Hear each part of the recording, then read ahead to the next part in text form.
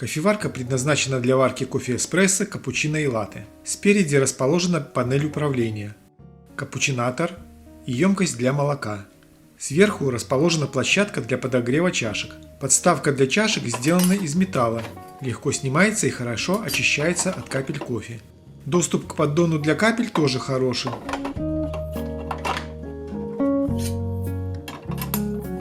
Для маленьких чашек есть выдвижной поддон. У него тоже есть крышка, которая удобно снимается, хорошо и надежно вставляется в поддон.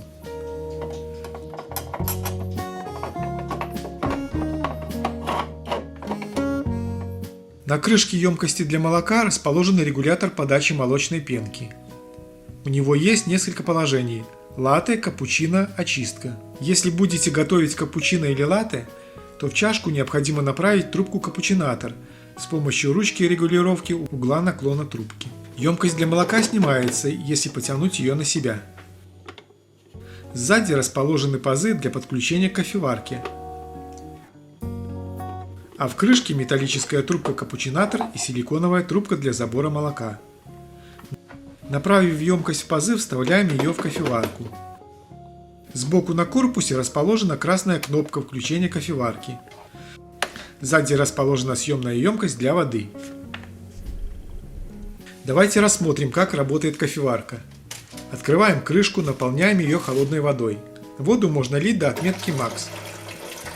Вода должна быть желательно очищенной, так как у нас она с большим содержанием солей кальция, и при кипячении весь шлак остается на нагревателе. В комплекте с кофеваркой идет мерная ложка с одной стороны и трамбователем с другой.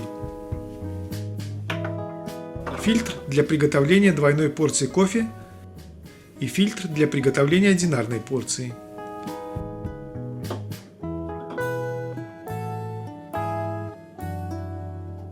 Держатель фильтра, его еще называют холдером. На рукоятке расположен держатель фильтра. Для приготовления кофе берем фильтр и совмещаем выступ на фильтре с прорезью в холдере. После этого поворачиваем фильтр на полоборота. Держатель фильтра, который можно использовать при очистке фильтра. Снимается фильтр в обратном порядке. Второй фильтр устроен точно так же, как и первый. Для того, чтобы установить холдер в кофеварку, необходимо, чтобы выступы держателя совпадали с пазами на бойлере, после чего поворачиваем ручку холдера в правую сторону до упора. Мы тем временем готовим порцию кофе. Для приготовления кофе эспрессо считается стандартным порция из 8-10 граммов кофе. Для приготовления качественного напитка нужно молоть кофе непосредственно перед варкой. Отмеряем на весах зерна кофе. Мелим их в кофемолке. Вообще в кофеварках рожкового типа используется кофе среднего помола, поэтому стараемся кофе сильно не измельчать.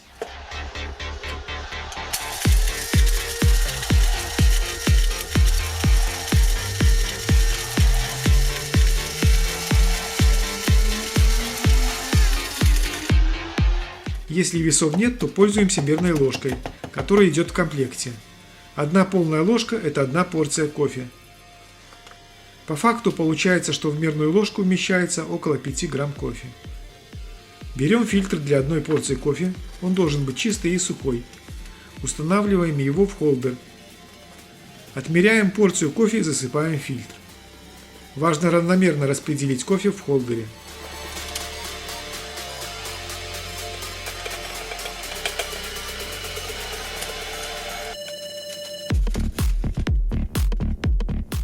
Разравниваем и утрамбовываем трамбователем.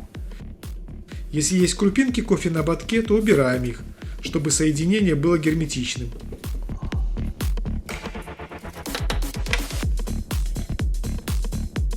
Устанавливаем холдер в пазы кофеварки, стараясь не нарушить нашу кофейную таблетку. Иначе в ней появятся трещины, и вода будет проходить не через кофе, а через эти трещины. И поворачиваем вправо до упора. Включаем кофеварку кнопочкой на корпусе. Кнопки на панели управления начинают мигать. Если кофеваркой не пользоваться 15 минут, то она переходит в режим ожидания. Отключается нагрев бойлера и гаснет подсветка кнопок управления. Для пробуждения достаточно нажать любую кнопку управления. После примерно 1 минуты кнопки управления перестают мигать, Первой перестает мигать кнопка для приготовления эспрессо. Кофеварка готова к работе. Так как объем кофе небольшой, стандартная порция это 30-40 мл, готовый кофе быстро остывает и теряет свой вкус, поэтому пить его надо сразу после приготовления, а чашку для кофе необходимо предварительно прогреть. Это можно сделать на площадке для подогрева чашек, предварительно выставив ее сверху кофеварки, либо обдать кипятком или горячей водой. Если мы используем маленькую чашку, то можно воспользоваться выдвижной площадкой. После того, как все готово, нажимаем один раз на кнопку приготовления эспрессо. Если мы готовили двойную порцию кофе, используя большой фильтр, то нажимаем на кнопочку дважды.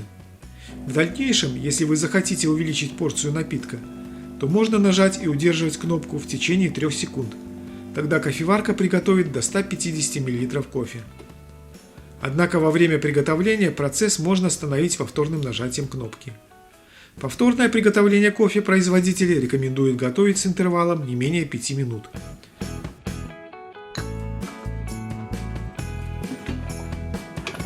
Вот такая красота у меня получилась. Желательно сразу очистить кофеварку. Холдер снимаем и сразу же очищаем, чтобы остатки кофе не засохли в фильтре. Промываем и выдвижной поддон для чашек. Приготовление капучино и латте. Для приготовления одной порции кофе капучино берем порцию кофе и засыпаем в фильтр. В холдер устанавливаем кофеварку.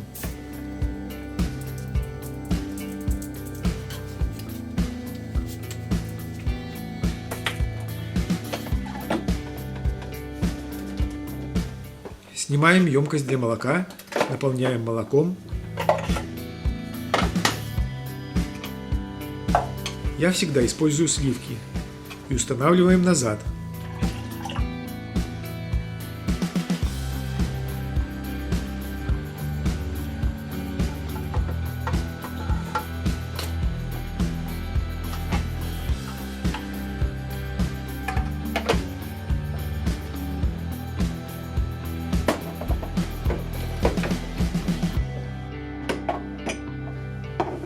Ставим на поддон чашку и направляем в чашку трубку капучинатор.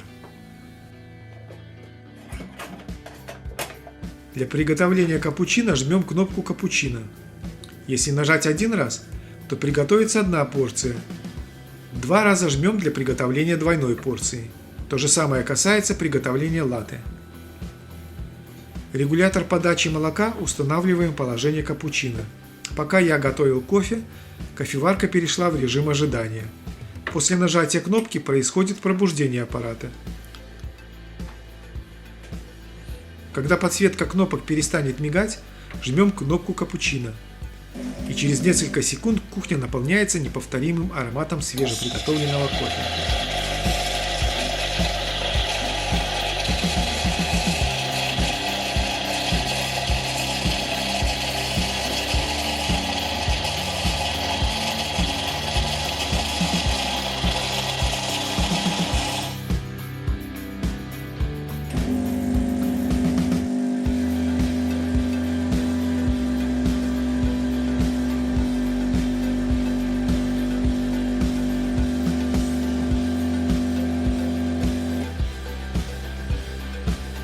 Жаль, что YouTube пока еще не научился передавать запахи. Но я знаю, как это исправить. Жмем кнопку подписаться и бежим на кухню за кофе. Для приготовления кофе капучино необходимо помнить, что одна порция это около 170 мл кофе. Двойная 280 мл. При приготовлении одной порции латте получится 340 мл кофе. Двойной порции 430 мл. Так что используйте правильные чашки.